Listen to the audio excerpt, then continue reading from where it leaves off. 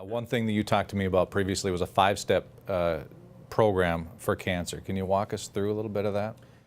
Yeah, and again, that's part of what I call working it backwards, because people really don't know what causes their cancer. They go in and get a diagnosis, and their oncologist will go through a minute or two of the human genome and genetics, and which is a bunch of gobbledygook, and then he or she will throw his hands up in the air and say, "We really don't know." And I would say to that patient, "Gee, I don't want to go see that guy. He doesn't know why I have it, or essentially what it is. I want to go see someone who knows." That's the walking it backwards. You know, cancer is caused largely today, well, this much of it is genetic, very little is if you're carrying a BRCA1 or 2, you know, a defective gene, which is possible, but it still doesn't mean you're going to get cancer. But most of it is not genetic. Most of it is actually driven by epigenetics, and that's what people need to understand. There is a difference. If genetics is your computer, if it's the hardware, then epigenetics is the software. And we all know that the software drives the hardware. It is really the brains. That's what epigenetics is, and that's what cancer is. You know, we know the right foods have always been epigenetic, always. The right raw organic foods, because they will provide the nutrients in the body that will keep all of those pathways open and moving, the methylation pathways, the enzymatic pathways, the things that really drive the body and drive the genetics as well. So cancer is not genetic, and if you're in a room full of oncologists and your first line of your speech is that cancer is not genetic, they'll probably throw you out right away. And I had a good geneticist, Dr. Alfredo Galvez, told me that, and he started with that line, and boy, they were mad at him. But it's true nonetheless, and we have to deal in truth. So the 5 things are the right diet. If you don't do the right diet, you're not going to get there. It's very difficult to get there. You can't do this much right and eat at Burger King and drink Coca-Cola and milkshakes and French fries, unless you're one patient I know who did all the wrong things, but he did enough right things and he survived and thrived, but I don't recommend that.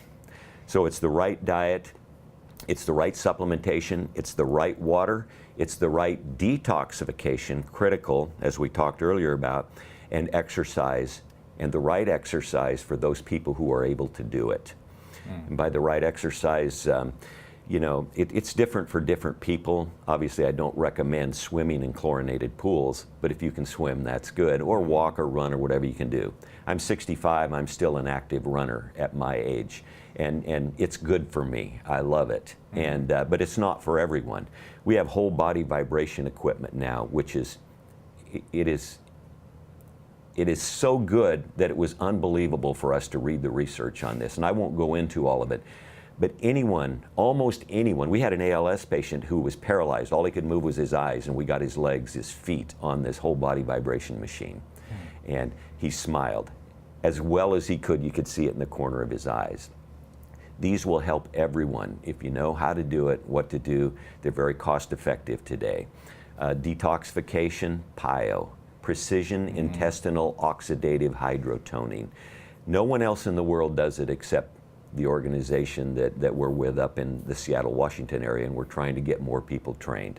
It's absolutely incredible. It floods the body with oxygen through ozone.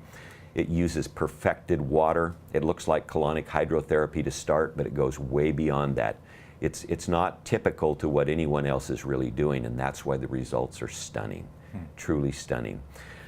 We drink the right water because the right water, the right ionized water heals. Our bodies are electric. Our cells run at a certain millivoltage, and if they're not there, you're sick. You're acidic and you're inflamed. Most people are that way today because they've got chronic sickness and disease. So we have to change that. There's not many ways to change that. How do you change the millivoltage in a cell? It used to be you eat a raw, vegan, organic diet because vegetables are very, very alkaline. Alkaline, millivoltage, they work together. And so, and many say are exactly the same thing. But now the best way to do it is through a specific kind of ionized water that runs at -300 to -800 millivolts, and it will raise that cell voltage. If you don't raise the cell voltage to 50, -75, you're not going to heal. You need that voltage to heal. And so very few people know about that. Dr. Jerry Tennant wrote a couple books on healing his voltage. I encourage everyone to read those, and you'll understand why this ionized water, and I promote specifically Kangen water because I have not seen anything that is comparable to date. And you'll be able to understand how it works. And the common layperson can get that, and they can understand how it works, but it's incredibly important. And then the right supplementation, we use a couple. We use the Relive products. Some people will want to give me heartburn on that, but I said no. I've done the research. I know what works and what doesn't work as far as supplements go, because we test them in the human body. You can test everything you want in the Petri dish. It's not the same thing, folks. And you can tell me this isn't good for people or this isn't good, but you better darn well show me the research. And I'll show you the research. And so we use the Relive products, we use the Purium products, we use some others because they are the best and they're time tested now in the human body. And most cancer patients need to get more nutrition than they can. When people are very sick with cancer, they turn to comfort wherever they can find it. Sure. Most of that is in the wrong foods and the sugar. So it's very difficult for them to eat anything.